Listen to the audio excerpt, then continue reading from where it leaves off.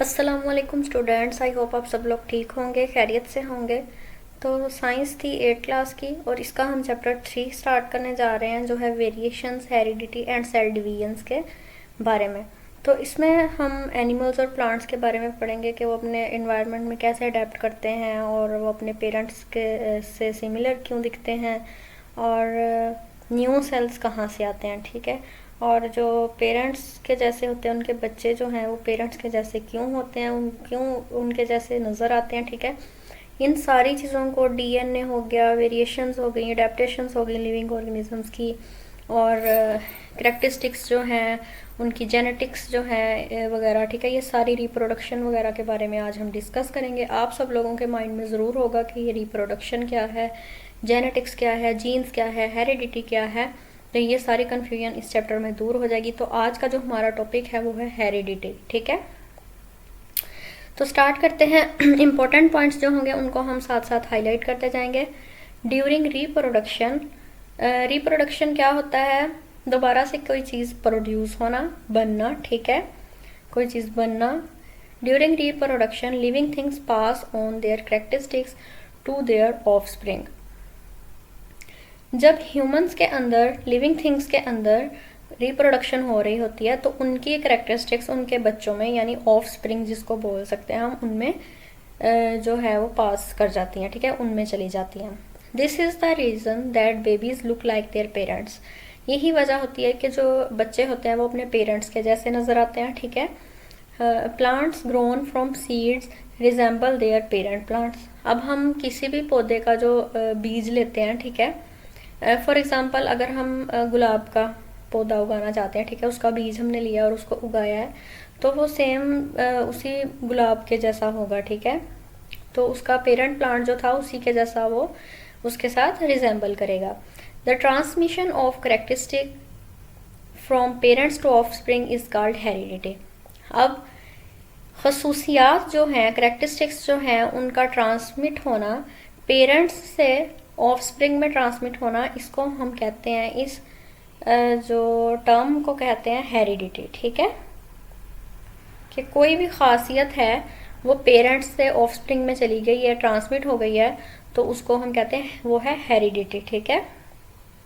The characteristics such as colour of eyes, skin colour, hair colour, free और attached ear lobes, height, intelligence, etc, ठीक है, are examples of characteristics that are transmitted from parents to offsprings and are called hereditary characteristics.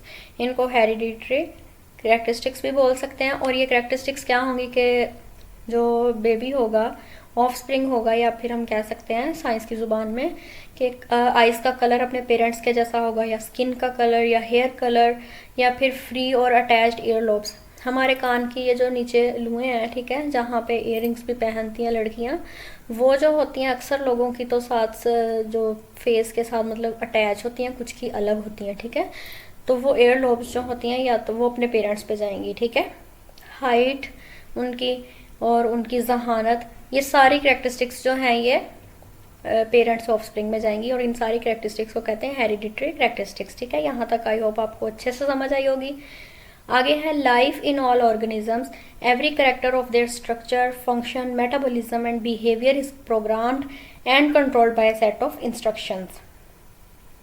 अब तमाम organisms में जो life है वो उनका स्ट्रक्चर का एवरी करेक्टर है, उनका फंक्शन है, उनका मेटाबॉलिज्म है, उनका बिहेवियर है, वो जो है वो पूरी इंस्ट्रक्शंस के साथ कंट्रोल होता है, ठीक है। These instructions are in the form of biological codes. तो ये इंस्ट्रक्शंस जो होती हैं ये बायोलॉजिकल कोड्स में होती हैं, जिसको हम कहते हैं जीन्स, ठीक है। हम कहते हैं जी उसको विरासत में ये चीज़ मिली है, ठीक है। अब एक इंसान है जो आपसे लड़ी जा रहा है, हम कहते हैं ये तो इसको विरासत में मिली है कि ये लड़ता ही रहता है, ठीक है। या फिर ये भी हो सकता है कि किसी को ग्लासेस लगे हुए हैं तो हम कहेंगे कि उसको जेनेटिकली ये इशू है क्योंकि उसके पेरेंट्स में था और उसके ग्रैंड पेरेंट्स में था, ठीक है। तो जेनेटिक्स और जीन्स ये होता है, ठीक है। You have received your genes from your parents. तो आप अपने पेरेंट्स से अपनी जीन्स जो है वो रिसीव करते हैं कि आपके पेरेंट्स में और आप में बहुत सारी बातें जो है वो सिमिलर होंगी, ठीक है। मतलब आपके बिहेवियर, आपका मेटाबॉलिज्म, फंक्शन, स्ट्रक्चर, कुछ भी, ठीक है। तो वो सारा मिलता जुलता होगा आपके पेरेंट्स के साथ। And they have received their genes from their parents. ठीक है, अब आपको जो जीन्स मिली हैं वो अपने पेरेंट्स से मिली हैं और आपके पेरेंट्स को उनके पेरेंट्स से मिली हैं। दस you and your siblings share many jeans of your parents and even of your grand parents. तो आप और आपके जो बहन भाई हैं, सिबलिंग्स हैं, ठीक है, वो एक दूसरे के साथ काफ़ी उनकी जीन्स जो है वो मिलती जुलती हैं और उनके पेरेंट्स और ग्रैंड पेरेंट्स से भी मिलती जुलती हैं। ठीक है, inherited characters are determined by genes. Inherited characters जो हैं वो जीन्स से डिटरमाइन किए जाते हैं। These are transmitted from generation to generation through genes. तो ये जो होते हैं ये ट्रांसमिट होते हैं एक जनरेशन से दूसरी नस्ल में। ठीक है, एक नस्ल से दूसरी नस्ल में ये ट्रांसफ़र होते हैं जीन्स के ज़रिए से। ठीक है, इनहेरिटेड कैरेक्टर्स। ठीक है, तो heredity is the way genes transmit characteristics. Heredity एक तरीका है जिससे जीन्स जो है वो ट्रांसमिट करते हैं characteristics to from parents to offspring, यानी उनके पेरेंट्स में जो कैरेक्टरिस्टिक्स होंगी वो ऑफस्प्रिंग में ट्रांसमिट हो जाएंगी। किसके ज़रिए से? हेरिडिटी के ज़रिए से। तो the word genetics is derived from genes. जो वर्ड जेनेटिक्स है ये डिराइव हुआ है किस वर्ड से? जीन्स से। ठीक है, genetics is the science of heredity. Genetics हम कहते हैं हेरिडिटी की साइंस को। Gene is the basic unit of biological information. Biological information का बेसिक यूनिट जो है वो जीन कहलाता है। Genetics deal with transfer of biological information in the form of genes from parents to offspring. और genetics जो है वो हम इस बात को कहते हैं कि कोई भी बायोलॉजिकल इन्फॉर्मेशन जो है वो पेरेंट्स से उसके ऑफस्प्रिंग में जो है वो ट्रांसफ़र हो गई है। ठीक है, तो उसको हम कहेंगे कि जेनेटिक्स, इसको हम बोलेंगे। ठीक है, that is from generation to generation, के एक नस्ल से दूसरी नस्ल से तक या नस्ल दर नस्ल वो बात चली आ रही है। ठीक है, तो नेक्स्ट, अच्छा यहाँ पे आपको एक्टिविटी भी दी हुई है कि comparing hereditary characteristics. Closely observe your on body features. आपने अपने बॉडी फीचर्स यानी अपने जिस्म की साख्त को देखना है, उनको ऑब्जर्व करना है, as well as those of your parents, और अपने वालदैन की भी देखना है। ठीक है, ग्रैंड पेरेंट्स की भी देखना है, बोथ मैटरनल एंड पैटर्नल, के अपनी दादी दादा नानी नाना, ठीक है, सबका। Brothers and sisters, record your observations in the table.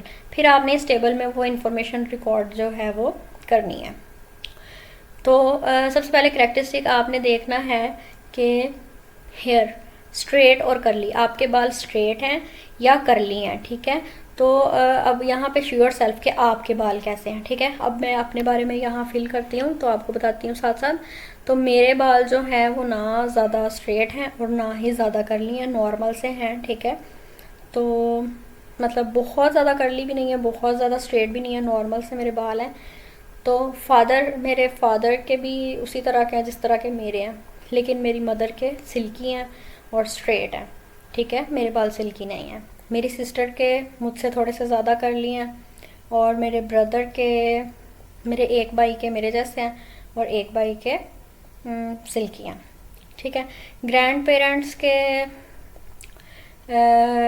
Parents जो हैं उनका मुझे इतना अच्छे से नहीं पता। ठीक है, इसको स्किप कर देते हैं, हम यहाँ तक रहते हैं, लेकिन आपको अगर पता होगा तो आप इसको भी फिल करें। ठीक है, आई कलर। ठीक है, अब ब्लू ब्राउन ब्लैक, अब आपने आई कलर डिस्कस करना है। अब मेरा जो आई कलर है वो है ब्राउन। ठीक है, ना इतना ज़्यादा ब्राउन है ना ब्लैक है, और दरमियाना सा है।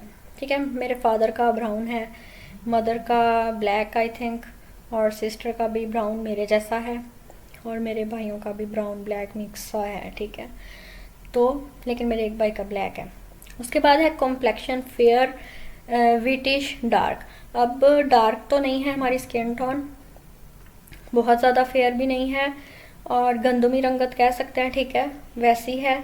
और मेरे फादर की भी, मेरी मदर की भी, मेरी सिस्टर की भी, मेरे ब्रदर्स की भी और मेरे ग्रैंड पेरेंट्स की भी, सबकी रंगत साफ़ है। ठीक है, हाइट जो है अब हाइट की बात आती है तो मेरी हाइट मीडियम। ठीक है, मीडियम, और बाकी सब मेरे घर वालों की टॉल है, लेकिन मेरी मदर की हाइट जो है वो मीडियम है। ठीक है, बाकी सबकी टॉल है। ओके हो गया।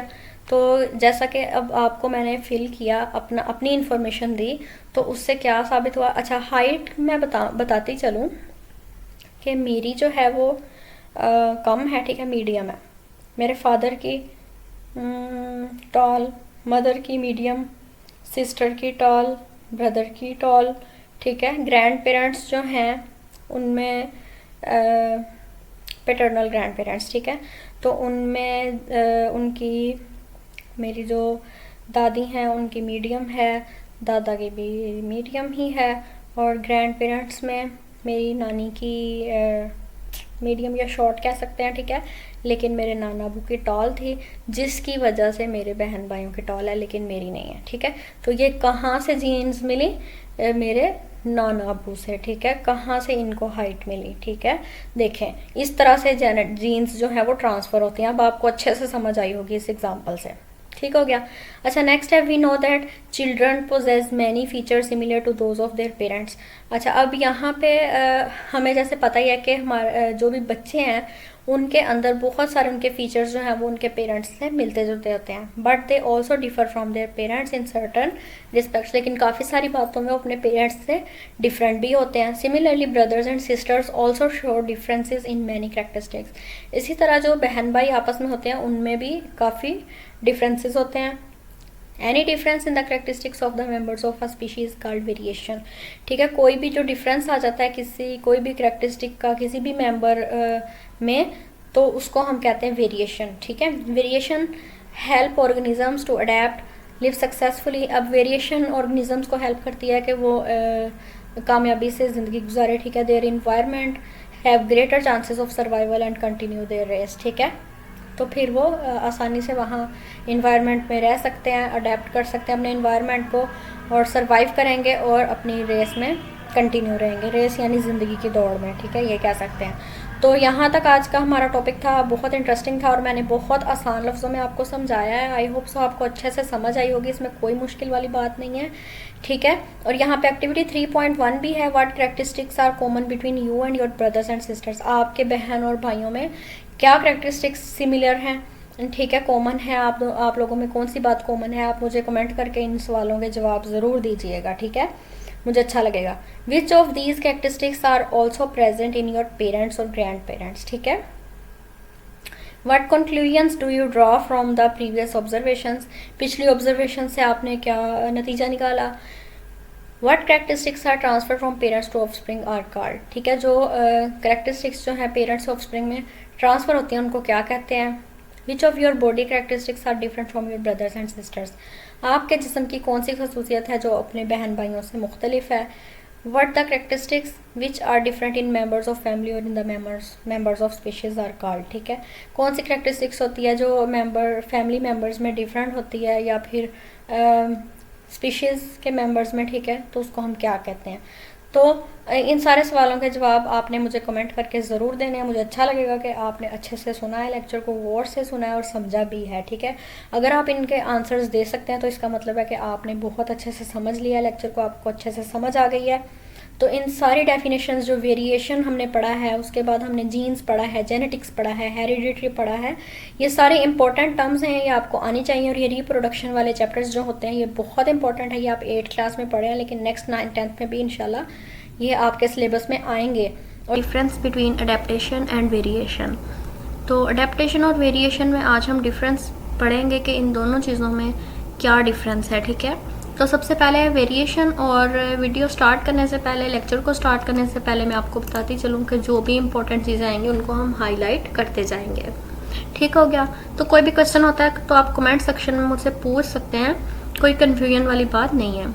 As you already know that the differences shown by the individuals of one kind of organisms are called variations, ठीक है।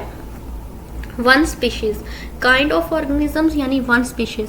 अब इस लाइन का मतलब ये है कि जैसा कि आप लोग जानते हैं कि कोई भी इंडिविजुअल है, ठीक है, एक ही स्पीशी का, ठीक है, उसकी स्पीशीज एक है, तो उसके अंदर बहुत सारे डिफरेंसेस होते हैं उनके स्ट्रक्चर में, ठीक है, और उनके दिखने में, उनकी चाल में बहुत सारे डिफरेंसेस होते हैं जिनको हम कहते हैं वेरिएशंस, ठीक है। उन डिफरेंसेस को कहते हैं वेरिएशंस, ठीक है। इसको आप कर लें हाईलाइट या अपनी पेंसिल से अंडरलाइन कर लें। These are two types of variations on the basis of their causes, ठीक है। दो तरह की वेरिएशंस हैं कि वो क्यों काज होती हैं, उसकी वजह से टू टाइप्स ऑफ वेरिएशंस हैं, ठीक है।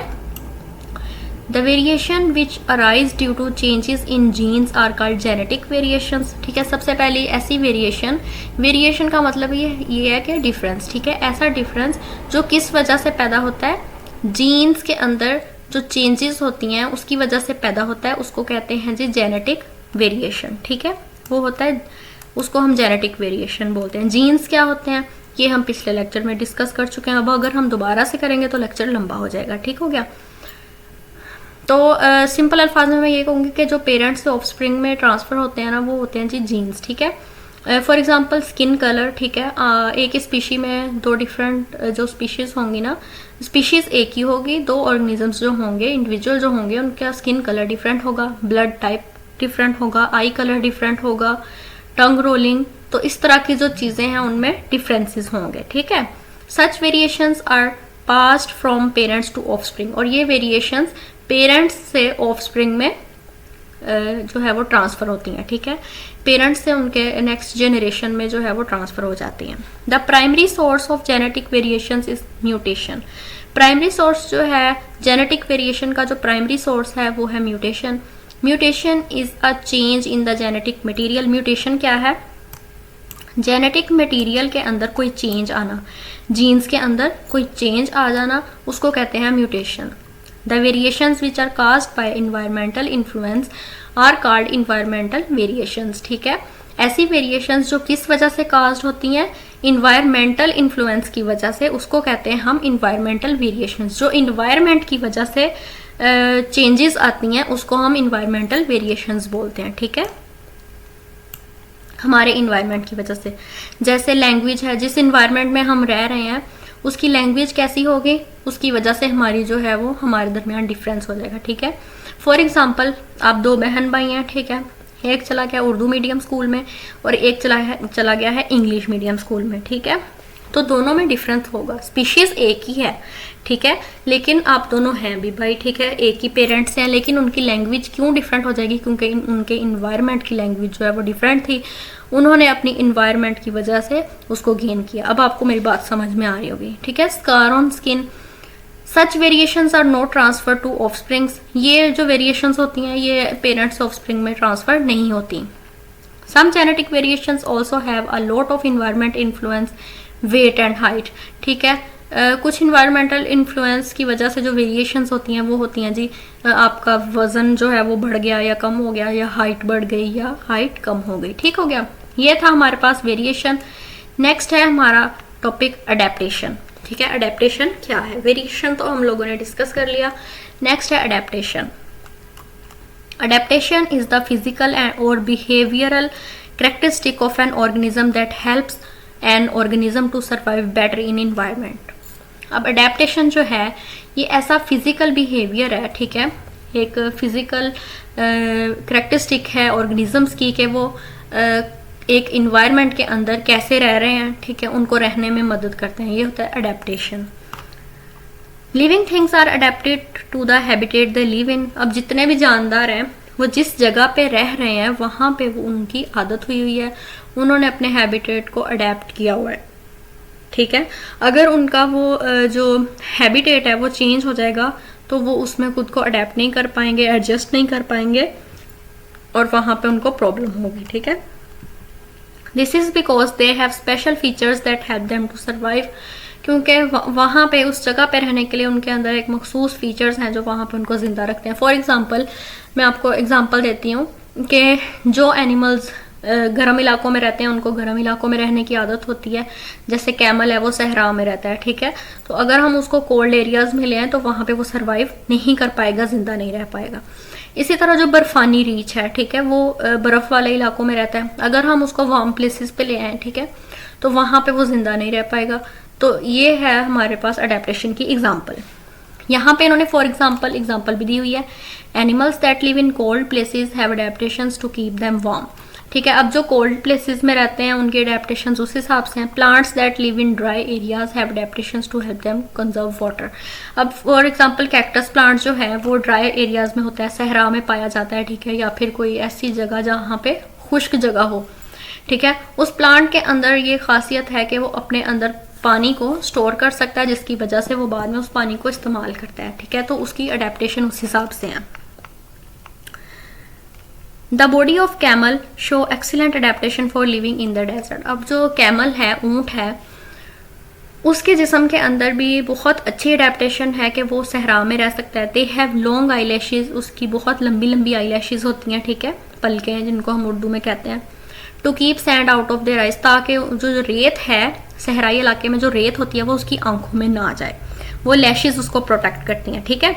And wide feet to distribute their weight evenly on the sand, और उसके पाँव इस तरह के बने हुए होते हैं कि उसके पाँव रेत के अंदर दनसते नहीं हैं, बल्कि उसको रेत के ऊपर चलने में मदद देते हैं, ठीक हो गया।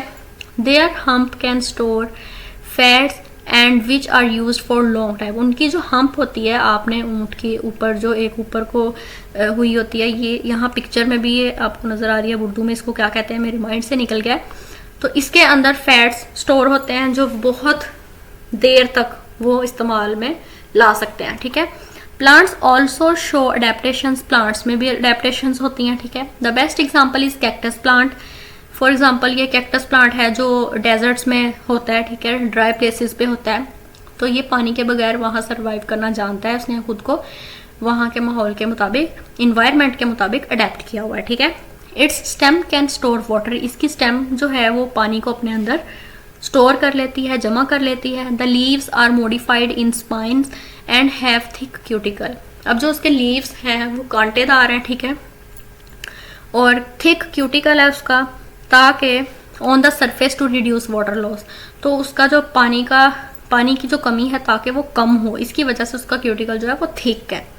It has shallow roots that spread close to the surface to quickly absorb rain water. उसकी शैलो रूट्स हैं और इतनी वो क्लोजली स्प्रेड हुई है सरफेस पे कि जो भी बारिश का पानी है उसको वो जल्दी से रूट्स जो हैं वो एब्जॉर्ब कर सकें, ठीक है। इस लेक्चर को मैंने आपको बहुत इजी वर्डिंग में समझाया, और मैं साथ में इंग्लिश इसलिए पढ़ती हूँ कि आपको एक तो होता है कि हम ट्रांसलेट कर लेते हैं उस चीज़ को, और आपको एक एक वर्ड का जो मीनिंग है वो समझ में आ जाता है, ठीक है। जब आपको वर्ड टू वर्ड मीनिंग में समझ आती है ना लाइन, तो आपके लिए कोई भी लाइन मुश्किल नहीं लगती है, ठीक है। मैं देने को आपको लेक्चर भी दे सकती हूँ कि बस एक टॉपिक लिया और उसको एक्सप्लेन कर दिया, लेकिन जब आप उसको याद करने लगेंगे तो किसी ना किसी लाइन पे आप अटक जाएंगे और फिर वो आपको याद नहीं होगी लाइन, ठीक है। अगर आपको उस लाइन का मतलब पता होगा तो आप उसको अपने अल्फाज में उस लाइन को खुद से क्रिएट करके लिख सकते हैं, ठीक। बेसिस ऑफ हेरिडिटी, हेरिडिटी की बेसिस क्या है और किस चीज़ पे बेस करती है ये, ठीक है। इसकी बेसिक फिजिकल यूनिट क्या है, फंक्शनल यूनिट क्या है, और ये सब चीज़ें जो हैं आज इसमें हम डिस्कस करेंगे। हेरिडिटी को डिस्कस करेंगे, हेरिडिटी मटेरियल को, क्रोमोसोम्स को, क्रोमाटिड्स को, सेंट्रोसोम क्या होता है, सेंट्रोमियर क्या होता है, डीएनए क्या होता है, ये सारी चीज़ें आज हम इस लेक्चर में डिस्कस करेंगे, ठीक है। तो साथ साथ आपने जो चीज़ें इंपॉर्टेंट होंगी उनको अंडरलाइन करते जाना है, ठीक है। तो आज मेरी थोड़ी आवाज़ जो है वो भारी हुई है क्योंकि मेरा गला थोड़ा सा जो है वो अपसेट है, तो आप लोगों ने उसके लिए दुआ कर देनी है। तो लेकिन पढ़ाई का नुकसान हमारा नहीं होना चाहिए। आप जिस स्टेज पे हैं 8th क्लास, ये इसमें जो बेसिक चीज़ें हैं हमारी बहुत इंपॉर्टेंट है, क्योंकि 9th 10th में जाके यही चीज़ें आगे आपको थोड़े चैप्टर वाइज पढ़नी पड़ेंगी, ठीक है। जो यहाँ पे एक टॉपिक है फिर आगे ये चैप्टर्स में डिवाइड हो जाएगा। तो बिना वक्त ज़ाया किए स्टार्ट करते हैं, ठीक है। मैं साथ साथ हाईलाइट करती जाऊँगी और आपने उन चीज़ों को अंडरलाइन कर लेना है या अपने हाईलाइटर से हाईलाइट कर लेना है, ठीक हो गया। The basic physical and functional unit of heredity, और आपने इसमें मेरी वॉइस को थोड़ा इग्नोर करना है, ठीक हो गया, क्योंकि हमने पढ़ना है, हमारा फोकस पढ़ने पे होना चाहिए, ठीक है। The basic physical and functional unit of heredity is called gene. अब हेरिडिटी का जो बेसिक फिजिकल है और फंक्शनल यूनिट जो है उसको हम बोलते हैं जीन, ठीक है। जीन्स को हम पहले भी डिस्कस कर चुके हैं, आपको इसकी कौन सी डेफिनेशन ईजी लगती है आप वो कर लें, ठीक है। उसके बाद लेकिन आप इसको हाईलाइट कर लें कि बेसिक फिजिकल और फंक्शनल यूनिट जो है हेरिडिटी का वो होता है जीन, ठीक है। जीन्स जो होते हैं ये क्या करती हैं, genes act as instructions to make molecules called proteins, ठीक है। जीन्स इंस्ट्रक्शंस देती हैं मॉलिक्यूल्स बनाने में जिसको हम प्रोटीन्स कहते हैं, ठीक है। नेक्स्ट है genes occur in pairs. Genes जो हैं वो पेयर्स में अकर होती हैं, ठीक है। फॉर एग्जाम्पल यहाँ पे आप नीचे डायग्राम देखें, थोड़ा सा नीचे आ जाते हैं, ठीक है। ये देखें यहाँ पे ये आपको नजर आ रहा है जीन 1, ये है जीन 2, ठीक है। अच्छा पहले हम ऊपर से रीड करते हैं, फिर इन डायग्राम्स को भी डिस्कस करते हैं कि किस तरह से उन्होंने पेयर किया है। Every hereditary character in an organism, ठीक है, कोई भी हर हेरिडिटरी करैक्टर जो है किसी ऑर्गेनिज्म में, हेरिडिटरी करैक्टर क्या होता है कि उस ऑर्गेनिज्म की हाइट कितनी है, उसका आई कलर क्या है, उसकी अटैचमेंट ऑफ एयर लोब जो है वो एयर लोब जो है उसका वो स्किन के साथ अटैच है या अटैच नहीं है, ठीक है। उसके स्किन टोन उसका कैसा है, डार्क है कॉम्प्लेक्शन, या फिर गंदमी कलर है, ब्लैक कलर है, सांवला कलर है, ठीक है, स्किन कलर। हेयर टाइप के उसके बाल किस तरह के हैं, घुंघराले बाल हैं, नॉर्मल बाल हैं, फ्रीजी हेयर हैं, स्ट्रेट हेयर हैं, सिल्की हैं, स्मूथ है या रफ है, ठीक है, हेयर टाइप। तो ये सारे होते हैं हेरिडिटरी करैक्टर के, उस ऑर्गेनिजम्स के अंदर हेरिडिटरी करैक्टर कैसे हैं, ठीक है। Is controlled by a pair of gene, और ये सारी चीज़ें जो मैंने आपको बताई हैं ये जीन के पेयर से कंट्रोल होती हैं, ठीक है। पेयर ऑफ जीन जो है वो उसको कंट्रोल करता है, ठीक है। One member of a gene pair comes from male parent, ठीक है। अब दो जीन पेयर हमने पढ़ा था कि जीन्स जो हैं वो किस में होती हैं, अकर पेयर्स में, कि पेयर्स में अकर होती हैं। तो एक जीन का जो पेयर है वो फादर की साइड से आता है, ठीक है, मेल पेरेंट जिसको हम फादर भी कह सकते हैं, ठीक है, father, while the other comes from female parent यानी मदर। अब जीन्स जो है वो पेयर्स में अकर होती हैं, तो जीन्स का जो पेयर है वो एक आएगा फादर की तरफ से, एक आएगा मदर की तरफ से, ठीक है, पेयर हो गया।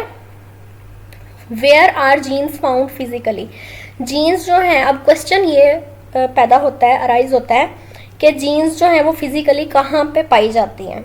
Jeans are the sections of DNA, genes जो हैं ये डीएनए का सेक्शंस हैं। डीएनए क्या है, डीऑक्सीराइबोन्यूक्लिक एसिड, ठीक है, इसका शॉर्ट फॉर्म है डीएनए, हम लिख देते हैं इसको, ठीक है। तो deoxyribonucleic acid molecule and are located on chromosomes. Genes जो हैं ये डीएनए का सेक्शंस हैं, ठीक है, और ये क्रोमोसोम्स में प्रेजेंट हैं। क्रोमोसोम आपको यहाँ पे एक ये देखें, ये आपको क्रोमोसोम नजर आ रहा है, ठीक है। इसके दरमियान में जो पॉइंट है उसको हम सेंट्रोमियर बोलते हैं, और एक साइड को हम कहते हैं क्रोमाटिड, ठीक है, क्या कहते हैं, क्रोमाटिड। लेकिन ये पूरे को हम क्या कहते हैं, इस पूरे को हम, एक मिनट रुकें, इस पूरे को हम कहते हैं क्रोमोसोम, ठीक है, लेकिन इसका जो एक हिस्सा है उसको क्रोमाटिड, और इसको हम कहते हैं सेंट्रोमियर, ठीक हो गया। तो इस क्रोमोसोम के अंदर जो है वो प्रेजेंट होता है, क्या प्रेजेंट होता है, जीन्स प्रेजेंट होती हैं, ठीक है। ये देखें, अब इसके अंदर आपको ये क्वाइल शेप येलो कलर में कुछ नजर आ रहा होगा क्रोमोसोम के अंदर, तो ये है जी डीएनए, ठीक है, और उस डीएनए के अंदर क्या प्रेजेंट है, जीन्स प्रेजेंट है, ठीक हो गया। तो ये आपको मैंने आसान लफ्ज़ में बता दिया, अब हम इसको यहाँ से रीड कर लेते हैं। As different sections of DNA genes are a set of information for the development of different characters in an organism. DNA is called hereditary material. Hereditary material क्या है, इसको आपने अंडरलाइन कर लेना। अच्छा, अब यहाँ पे आपको डीएनए की डायग्राम नजर आ रही है, इसमें जीन 1 जीन 2 लिखा हुआ है, ठीक है। तो आपको ये पेयर्स में नजर आ रहा है सी जी, ठीक है, पहले पेयर में, उसके बाद है ए टी। यहाँ पे आप देख सकते हैं, एक मिनट मैं आपको ये इधर से रेड कलर से करती हूँ, ठीक है। ये देखें, ये हाफ आपको ब्लू नज़र आ रही है और हाफ है पिंक, तो ये ए टी यानी ये जीन्स के पेयर्स बने हुए हैं, ठीक है।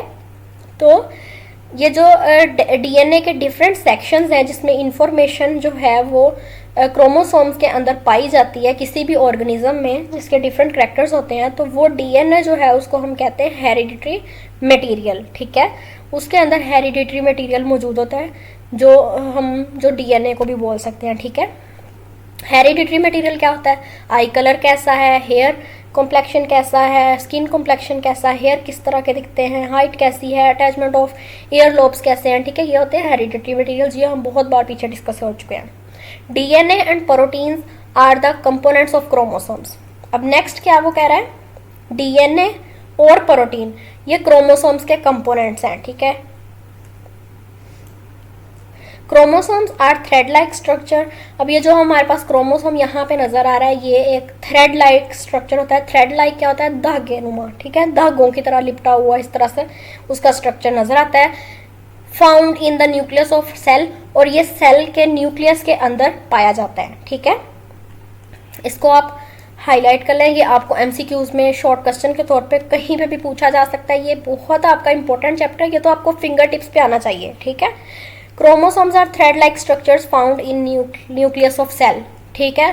क्रोमोसोम्स जो है ये थ्रेड लाइक इसका स्ट्रक्चर है, और ये कहाँ पे प्रेजेंट है? न्यूक्लियस में प्रेजेंट है। They appear as distinct structures only during cell division. ये सेल डिवीजन, जब सेल डिवाइड होता है, ठीक है, जब क्या होता है? सेल डिवाइड होता है, तब ये अपीयर होता है, तब ये जाहिर होता है। A typical chromosome consists of 2 arms called chromatids। अच्छा, अब ये आपको जो क्रोमोसोम नजर आ रहा है, इसके ये देखें 2 बाजू हैं, 2 आर्म्स, जो वो कह रहा है कि इसके 2 बाजू हैं जिनको हम कहते हैं क्रोमाटिड्स, ठीक है। एक टिपिकल क्रोमोसोम जो होता है उसके अंदर 2 उसके बाजू होते हैं, जिन बाजुओं को हम कहते हैं क्रोमाटिड्स, ठीक है। डायग्राम में नजर आ रहा है। अगर आपको इसमें से कुछ भी पूछा जाता है ना, तो आप डायग्राम साथ ज़रूर बनाइएगा, क्योंकि डायग्राम का जो है वो उस पर जो चेकिंग करने वाला होता है उस पर बहुत अच्छा इंप्रेशन पड़ता है कि इस बच्चे ने जो है वो बहुत अच्छे से तैयारी की हुई है, उसको यही लगता है। तो नेक्स्ट है which are attach the same part called centromere. अब जो क्रोमाटिड्स हैं, क्रोमाटिड्स की पीछे हम बात कर रहे थे, तो वो जो हैं वो सेम पार्ट पे वहाँ पे जाके एक ही जगह पे जाके अटैच हो रहे हैं, जिसको हम कहते हैं सेंट्रोमियर। ये रहा, ठीक है, यहाँ पे जाके वो क्या हो रहे हैं? अटैच हो रहे हैं, जिसको हमने सेंट्रोमियर बोल दिया। The relationship between the chromosomes, अच्छा ये आप हाईलाइट कर लें, centromere. The relationship between chromosomes, DNA and genes. अब वो कह रहा है कि ये जो फिगर 3.2 है, जिसको हमने पहले डिस्कस कर लिया है, ठीक है, इसके अंदर क्या शो हुआ है? क्रोमोसोम, डीएनए और जीन्स के अंदर जो दरमियान जो रिलेशनशिप है वो इसमें हमने डिस्कस कर लिया है, देख लिया है कि इसके इन तीनों चीज़ों के दरमियान क्या रिलेशनशिप है, ठीक है।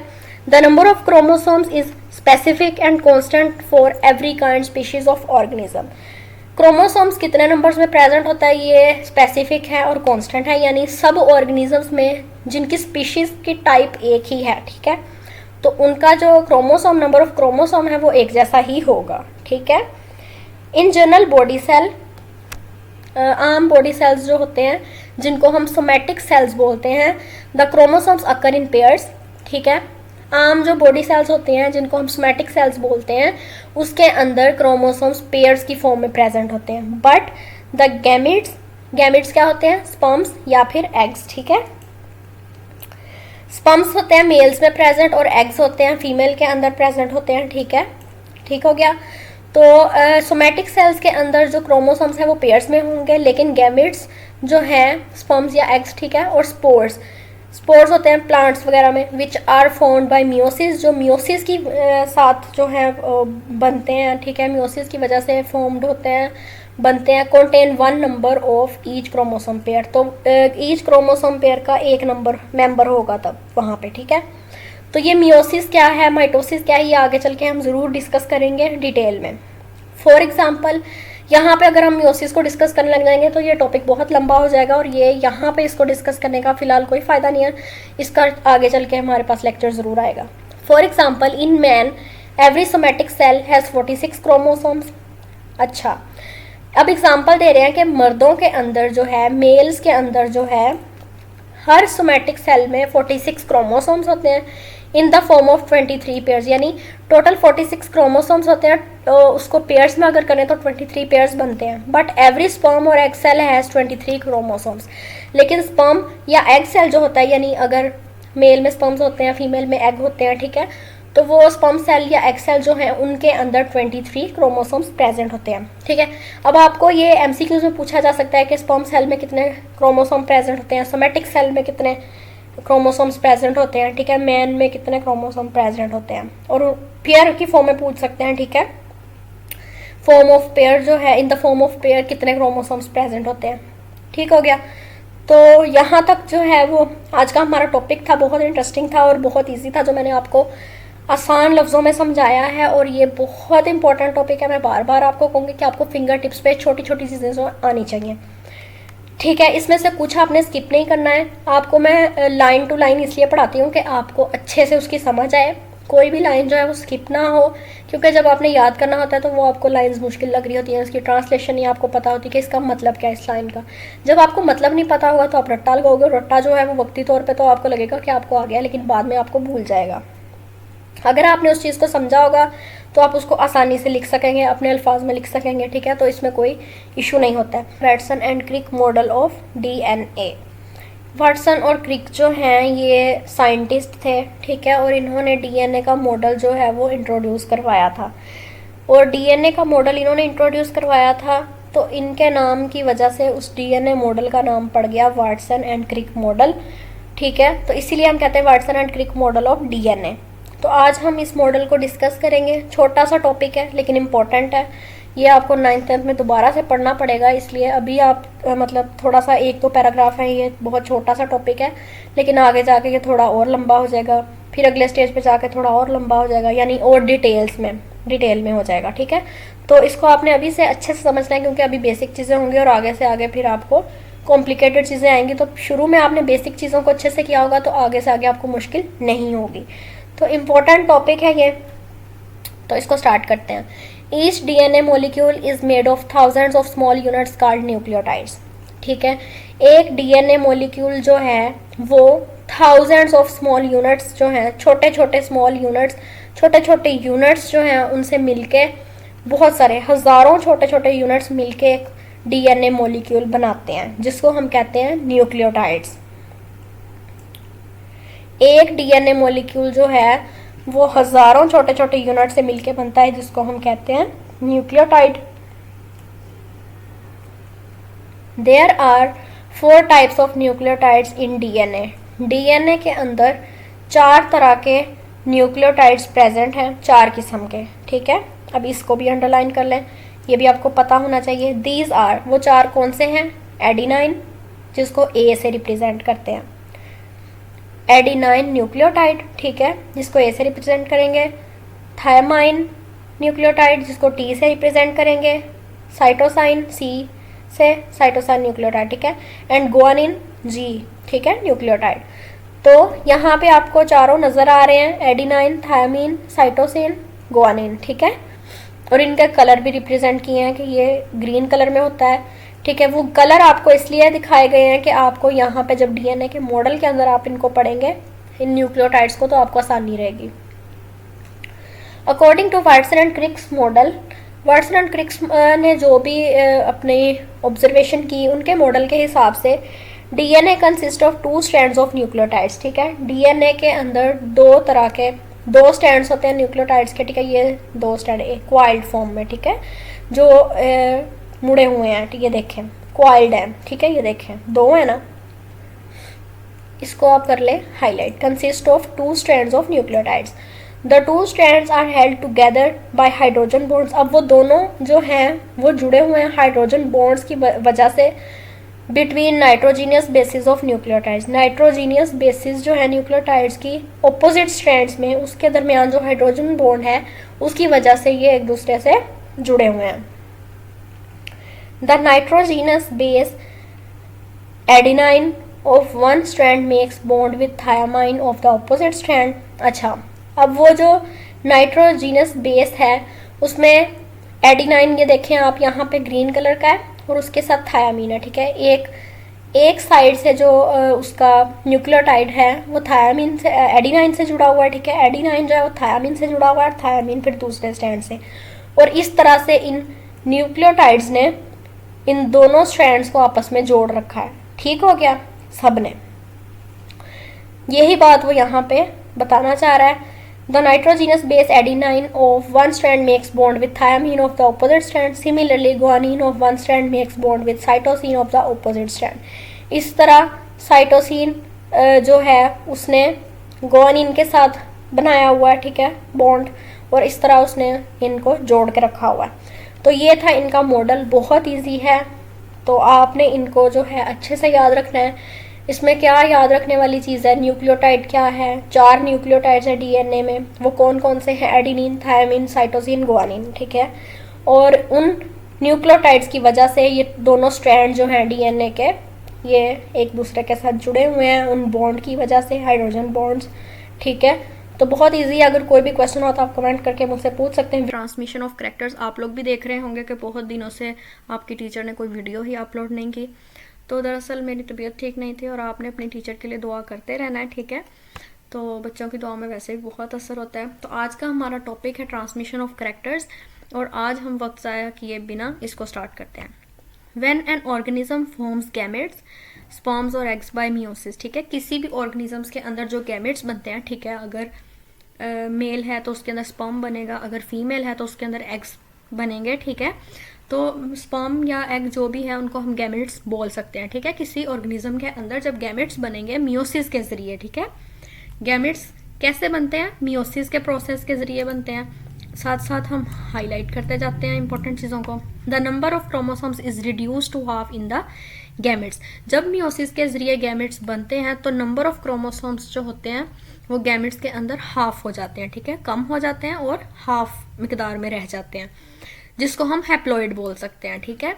स्पर्म्स और एग्स आर प्रोड्यूस्ड, हाफ उसके रिड्यूस हो जाते हैं और हाफ गैमेट्स रह जाते हैं हैप्लॉइड, और वो जो है वो प्रोड्यूस होते हैं। It means the hereditary material DNA is also reduce to half in the gametes, ठीक है। तो इसका मतलब ये हुआ कि गैमेट्स में जब स्पर्म और एग जो भी है, ठीक है, वो जब हाफ नंबर में रह गए तो उसके अंदर जो मौजूद हेरिडिटरी मटेरियल है जिसको हम डीएनए बोल सकते हैं वो भी कम हो जाएगा और हाफ रह जाएगा गैमेट्स के अंदर, ठीक है। ये आपको एमसीक्यूज में पूछा जा सकता है कि अगर गैमेट्स जो हैं वो हाफ रह गए हैं तो उसके अंदर हेरिडिटरी मटेरियल भी हाफ रह जाएगा, ठीक है। When male and female organisms mate, ठीक है, जब एक मेल और फीमेल ऑर्गेनिज्म जो है वो मेट का मतलब होता है कि मिलते हैं या उनका मिलाप होता है, ठीक है। तो उनके दरमियान जो भी प्रोसीजर होता है, ठीक है, तो the haploid sperm cell from male and haploid egg cell from female fuse with each other. तो जो मेल के अंदर स्पर्म सेल होते हैं और जिनको हम हैप्लॉइड कह सकते हैं, ठीक है, half number of sperm cell जो मेल से होते हैं और हाफ एग सेल्स फीमेल से होते हैं, वो आपस में फ्यूज हो जाते हैं, आपस में मिल जाते हैं, ठीक है। और क्या बन जाता है, डिप्लॉयड हो जाते हैं, एन और एन 2n हो जाते हैं, ठीक है। पेंसिल से आपको यहाँ लिखती हूँ, हैप्लॉइड थे स्पर्म सेल, ठीक है, सॉरी हैप्लॉइड स्पर्म सेल थे, सॉरी एन, ठीक है, और हैप्लॉइड ही एग सेल थे, ठीक है। तो उन दोनों को मिलके क्या बना, 2n डिप्लॉयड बन गए, ठीक है। जिसको डिप्लॉयड सेल कॉल्ड जाइगोट, जिसको हम जाइगोट भी बोलते हैं। इन this way the complete hereditary material DNA is restored in the zygote, और इस तरीके से जो हेरिडिटरी मटेरियल है वो जाइगोट के अंदर स्टोर हो जाता है, ठीक है। That is the physical and functional units of all the characters are transferred in the zygote, और फिजिकली जो भी करेक्टर्स होते हैं, जीन्स होती हैं, वो जाइगोट के अंदर ट्रांसफ़र हो जाती हैं। The zygote after passing through various changes, zygote के अंदर बहुत सारी तब्दीलियाँ रोनमा होती हैं, ठीक है, और एक पूरा ऑर्गेनिज्म बन जाता है जिसके अंदर बहुत सारी करेक्टरिस्टिक्स होती हैं जो उसके पेरेंट्स से मिल रही होती हैं, मिलती जुलती होती हैं, ठीक है। कुछ करेक्टरिस्टिक्स वो अपनी मदर से लेता है, कुछ करेक्टरिस्टिक्स वो अपने फादर से लेता है, और दोनों करेक्टरिस्टिक्स जो हैं वो बोथ पेरेंट्स से वो लेके उस ऑर्गेनिजम्स के अंदर आ जाती हैं और एक पूरा ऑर्गेनिज्म बन जाता है, डिवेलप हो जाता है। The zygote is the first cell from which the life of an organism starts. तो जो सबसे पहला सेल होता है वो उसको हम जाइगोट बोलते हैं, जहाँ से किसी भी ऑर्गेनिज्म की जो ज़िंदगी है, लाइफ है, वो स्टार्ट होती है, ठीक है। यहाँ तक था आज का हमारा टॉपिक ट्रांसमिशन ऑफ करेक्टर्स। ये चीज़ें आपको बहुत अच्छे से समझने वाली हैं, ठीक है। छोटे छोटे से पॉइंट्स हैं लेकिन इसमें से बहुत सारे एमसीक्यूज बनते हैं, तो आई होप आपको अच्छे से समझ आई होगी। अगली सेल डिवीजन, ठीक है, और ये इसमें हमारे पास जो माइटोसिस और मियोसिस को हम रीड करेंगे, और ये हमारे चैप्टर का लास्ट लेक्चर है, लेकिन ये बहुत ज़्यादा इम्पोर्टेंट है, इसको आपने बहुत अच्छे से करना है। ये ना सिर्फ आप 8th क्लास में पढ़ेंगे बल्कि 9th 10th में आगे जाके भी ये आपको पढ़ाया जाएगा। और अगर एफएससी में भी आप मेडिकल चूज करते हैं, बायो को चूज करते हैं, तो आपको ये पढ़ना पड़ेगा, ठीक है, और फिर डिटेल में पढ़ना पड़ेगा। और ये बहुत आसान है, बस एक बार समझने की जरूरत है, कोई इसमें मुश्किल चीज नहीं है। हम क्या करेंगे, इंपॉर्टेंट चीजों को साथ साथ हाईलाइट करते जाएंगे, ठीक है। इसमें से एमसीक्यूज बहुत बनते हैं, इसमें से फिल इन द ब्लैंक्स बन सकती हैं, शॉर्ट क्वेश्चन बन सकते हैं, लॉन्ग में भी आपको आ सकता है कि right note on sale division और माइटोसिस और मियोसिस, जो भी, ठीक है। तो इसको आपने बहुत अच्छे से करना है। ये इस चैप्टर का जो है आप ले लें कि चैप्टर का मेन फोकस है, इसमें से इम्पोर्टेंट है। तो जी करते हैं। अच्छा, नेक्स्ट मैं इंशाल्लाह कोशिश करूंगी कि आपके पास्ट पेपर्स को लेके मैं एक वीडियो बनाऊं कि कौन कौन सी चीजें जो है वो इम्पोर्टेंट हैं, ठीक हो गया। Cell division is a process by which a cell divides into two daughter cells, ठीक है। सेल डिवीजन एक ऐसा प्रोसेस है, सेल डिवीजन, ठीक है, जैसे आपको इसके नाम से शो हो रहा है कि सेल डिवीजन, यानी सेल की क्या हो रही है, डिवीजन हो रही है, सेल डिवाइड हो रहा है, ठीक है। डिवीजन का क्या होता है जी, डिवाइड होना, ठीक है। तो सेल की डिवीजन यानी एक सेल है वो दो हिस्सों में तकसीम हो रहा है, ठीक है, डिवाइड हो रहा है, ये आपको जी सेल डिवीजन, ठीक है, इसके नाम से पता चल रहा है कि इसमें क्या हो रहा है। तो जी पढ़ते हैं। Cell division is a process by which a cell divides into two daughter cells, ठीक है, इसको अंडरलाइन कर लें आप, ठीक है। सेल डिवीजन एक ऐसा प्रोसेस है जिसमें सेल जो है वो दो डॉटर सेल्स में डिवाइड हो जाता है। किस में हो जाता है, दो डॉटर सेल्स में, ठीक है। The cell which divides is called parent cell. जो सेल डिवाइड हो रहा है, ठीक है, जो सेल डिवाइड होता है वो पेरेंट सेल कहलाता है। और जो प्रोड्यूस होता है रिजल्ट में, दो प्रोड्यूस हो जाते हैं ना, जब एक सेल डिवाइड होता है तो दो बन जाते हैं, जो वो दो होते हैं रिजल्टिंग, जो रिजल्टिंग सेल जो होते हैं दो, उनको हम कहते हैं वो है डॉटर सेल्स, ठीक है। ये भी आपने याद रखना है, कोई इतनी मुश्किल बात नहीं है, ये तो बहुत आसान है, बच्चों वाली बात है, ठीक है। तो यहां तक आपने क्या कर लेना है, हाईलाइट कर लेना है। Before the start of cell division, cell division के स्टार्ट होने से पहले, यानी जब सेल अभी डिवाइड नहीं हुआ होता, the parent cell passes through a phase called interphase. तब जो पेरेंट सेल होता है वो एक फेज से गुजरता है जिसको कहते हैं इंटरफेज, ठीक है, ये भी आपने याद रखना है। इसमें एक एक लाइन आपने अंडरलाइन करनी है, ये आपको फिंगर टिप्स पे आना चाहिए। Before cell divides, cell divide होने से पहले, ठीक है, each of its chromosomes is made of single chromatid. उसके क्रोमोसोम्स जो होते हैं वो सिंगल क्रोमाटिड से बने होते हैं, ठीक है। ये डायग्राम जब हम देखेंगे तो आपको समझ आ जाएगी। During interphase the chromosomes duplicate, जब इंटरफेज में जाता है, वो भी फेज जो है वो सेल डिवीजन से पहले होता है, ठीक है, तो वहां पे जो क्रोमोसोम्स हैं वो डुप्लीकेट हो जाते हैं, यानी डबल हो जाते हैं। It means that each chromosome makes a new chromatid, ठीक है। इसका ये मतलब हुआ कि हर क्रोमोसोम जो है वो एक नया क्रोमाटिड बनाता है, ठीक है। As a result each chromosome consist of two chromatids. एक क्रोमोसोम में दो क्रोमाटिड्स पाए जाते हैं, ठीक है। The process of cell division involves two phases. Cell division का जो प्रोसेस है उसके अंदर दो फेज होते हैं। एक तो होता है न्यूक्लियर डिवीजन का और एक होता है साइटोकाइनेसिस का। Nuclear division is the division of nucleus. Nuclear division, ठीक है, इसमें आपको नजर आ रहा है न्यूक्लियर डिवीजन, डिवीजन डिवाइड होना, न्यूक्लियर न्यूक्लियस का, ठीक है। इसमें न्यूक्लियस क्या होता है, डिवाइड होता है, इसको भी आपने हाईलाइट कर लेना है। बल्कि ये सारी चीजें इंपॉर्टेंट है, मैं तो कहती हूँ सारा कुछ हाईलाइट करें, ठीक है। सॉरी, मुझसे ये गलती से हाईलाइट सही नहीं हुआ, इसको थोड़ा इरेज कर लेते हैं, ठीक है। न्यूक्लियर डिवीजन क्या है, न्यूक्लियस का डिवाइड होना, ठीक है, which is followed by cytokinesis. उसके बाद साइटोकाइनेसिस होती है। Cytokinesis is the division of cytoplasm. Cytoplasm की डिवीजन को कहते हैं साइटोकाइनेसिस, ठीक है। Cell division is of two types. Cell division की दो टाइप्स हैं, यानी दो तरीके से सेल डिवीजन होती है, जो क्या है, माइटोसिस एंड मियोसिस। अब हम पढ़ेंगे माइटोसिस और मियोसिस, ठीक है। उसके बाद हम उनकी साथ में फिगर्स भी देखेंगे तो हमें समझ आ जाएगी कि इंटरफेज में क्या होता है, और ठीक है, नेक्स्ट न्यूक्लियर डिवीजन कैसे होती है, साइटोकाइनेसिस कैसे होती है, डॉटर सेल कैसे प्रोड्यूस होते हैं, ठीक है जी। तो पहला है जी mitosis. Mitosis is a process by which the parent cell divides into two daughter cell with same number of chromosomes as in the parent cell, ठीक है। अब माइटोसिस और मियोसिस होता क्या है, दोनों में सेल डिवीजन हो रही है, लेकिन माइटोसिस में क्या स्पेसिफिक बात इसमें क्या है कि इसमें जो है पेरेंट सेल जो है दो डॉटर सेल में डिवाइड होगा with same number of chromosome, मतलब उसके पेरेंट सेल में जितने नंबर ऑफ क्रोमोसोम्स थे उसके डॉटर सेल्स में भी उतने ही नंबर ऑफ क्रोमोसोम्स होंगे, ठीक है। इसको हाईलाइट कर लें।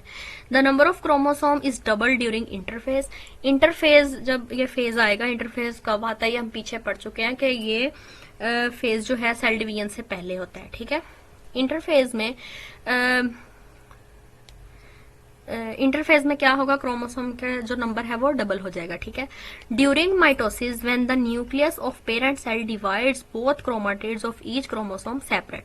माइटोसिस के दौरान क्या होगा, जब न्यूक्लियस जो है पेरेंट सेल का, जो न्यूक्लियस है पेरेंट सेल के अंदर एक न्यूक्लियस है वो डिवाइड हो जाएगा, तो क्रोमोसोम्स के जो क्रोमाटिड्स हैं वो सेपरेट हो जाएंगे, ठीक है। एक क्रोमोसोम में 2 क्रोमाटिड्स होते हैं ना, तो वो क्रोमाटिड्स जो है एक दूसरे से अलग हो जाएंगे। In this way 2 sets of chromosomes are formed, तो 2 सेट क्रोमोसोम्स के बन जाएंगे with each with single chromatid, और हर एक के पास क्या होगा, सिंगल क्रोमाटिड होगा, यानी एक क्रोमाटिड होगा, single. The 2 sets of chromosomes are distributed equally in 2 daughter nuclei. तो क्रोमोसोम्स के 2 सेट्स जो हैं उनमें 2 डॉटर न्यूक्लियाई बन जाएंगे, ठीक है, इक्वली डिस्ट्रीब्यूट हो जाएगा। आफ्टर न्यूक्लियर डिवीजन के बाद A shallow groove arises in the middle of the cytoplasm। Cytoplasm के मिड में से एक, जैसे कह लें कि श्रिंक होना स्टार्ट हो जाएगा वहां से cell, which deepens further and divides the cell into 2 daughter cell, और वो सेल को क्या करेगा, 2 डॉटर सेल में डिवाइड कर देगा, और हर एक के पास अपना न्यूक्लियस होगा। जी, तो अब डायग्राम को हम डिस्कस कर लेते हैं। सबसे पहले आपको ये वाली डायग्राम नजर आ रही है, ठीक है। इसमें क्या है जी, 2 क्रोमाटिड्स हैं, ठीक है। ये क्या है, सिंगल सिंगल है, तो ये क्या है, क्रोमाटिड्स है, ठीक है। अच्छा, मैं आपको आसान तरीका सिखा देती हूँ यहाँ पे बनाने का कि आप क्रोमोसोम या क्रोमाटिड जो है वो कैसे बना सकते हैं। एक आपने क्रोमाटिड अगर बनाना है, एक तो यहाँ पे स्क्रीन पे बनाना बहुत मुश्किल हो जाता है मेरे लिए, लेकिन आपको समझाने के लिए ये काफी है, ठीक है। ऊपर वाली आपने थोड़ी छोटी रखनी, नीचे वाली बड़ी। ये एक क्रोमाटिड है, लेकिन जब आपने क्रोमोसोम बनाना है तो आपने थोड़ा इस शेप का बनाना है, ठीक है। क्रोमोसोम्स में क्या हो गए, फिर 2 क्रोमाटिड जुड़ गए, ठीक है, इस तरह से। तो नेक्स्ट है जी, इंटरफेज में क्या हो रहा है जी, ये क्रोमाटिड्स थे, ठीक है, उसके बाद क्रोमोसोम्स बन गए, उसके बाद न्यूक्लियर डिवीजन हो रही है, ठीक है। न्यूक्लियर डिवीजन होगी तो हमने देखा था कि जी क्रोमोसोम्स के जो क्रोमाटिड्स हैं वो सेपरेट हो जाएंगे, ठीक है। तो ये सेपरेट हो गए, ये देखें यहाँ पे, और यहाँ से जो सेल है ये श्रिंक हो रहा है, अंदर की तरफ को ये हो रहा है श्रिंक, ठीक है। तो क्रोमाटिड्स अलग हो गए, और यहाँ से जो सेल श्रिंक हुआ था वो होता होता 2 में उसने उसको डिवाइड कर दिया, उनके अलग अलग न्यूक्लियस बन गए, क्रोमाटिड्स भी अलग हो गए। तो यहाँ पे साइटोकाइनेसिस यानी साइटोप्लाज्म जो है वो डिवाइड हो गया, ठीक है। यहाँ पे न्यूक्लियर डिवीजन हुई, और ये सारा प्रोसेस क्या था, माइटोसिस का प्रोसेस था, ठीक हो गया जी। तो उसके बाद है नेक्स्ट है मियोसिस, ठीक है। जरा सांस ले लेते हैं 1 मिनट, फिर इसको रीड करते हैं।